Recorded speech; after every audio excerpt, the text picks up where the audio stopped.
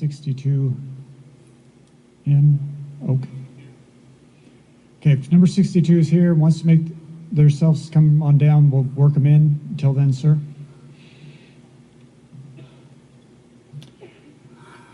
Good afternoon. My name is Leland Christenson, and I serve in the Wyoming legislature in the Senate. And I'm interested in this. And let me tell you why. When we're talking about coal, we have to understand we're talking about people. We're talking about lives, families, layoffs, foreclosures, not going to college, less food on the table, moving out of state. But you know, we're also talking about America. We're talking about changing the affordable, reliable energy source that has really separated and made this a different country than the rest of them in the world. It's that reliability that has allowed our manufacturing boom that got us through so many difficult times in the past. And here we are talking about changing that and tampering with that. Now, this is personal for me. My family on my mother's side showed up in Wyoming in 1883, and they were coal miners in England, and they came over to Almy, Wyoming, and went to work in the coal mines. And they paid some high prices for that, but that was their trade. They came to America for the land of opportunity. And here we are talking about changing that, taking away that free market advantage, that opportunity that we've had that has blessed this country since, on our family side, back into the 1880s. Now my son and my son-in-law, they're both miners too. So it's not just old history, it's the future for our family that we think about. Like so many people in this room and their families and their children. But again, remember, it's not just Wyoming. This really is about America.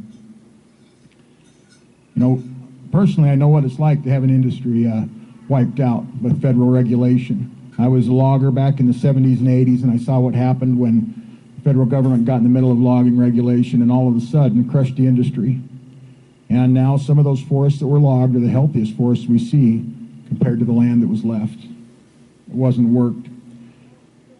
I'd like to just draw your attention to the document we picked up as we walked in this morning. A federal order from the Secretary of Interior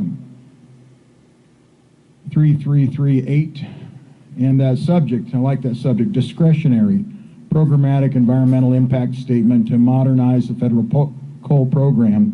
And then down in the middle of that first paragraph talks about this order and the ideas behind it, but it says to analyze potential leasing and management reforms to the current federal coal program in a manner that gives consideration to the impact of that development on important stewardship values while also returning a fair return to the American public.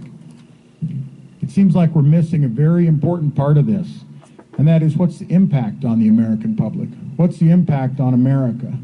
We're talking about two prongs, but is there commitment from the BLM to look at the impact on people and on our country itself? You're looking at two of them according to this, and I sure hope that that third part is considered.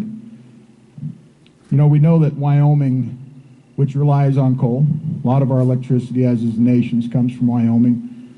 Here we are with roughly half of the electrical rates that California has.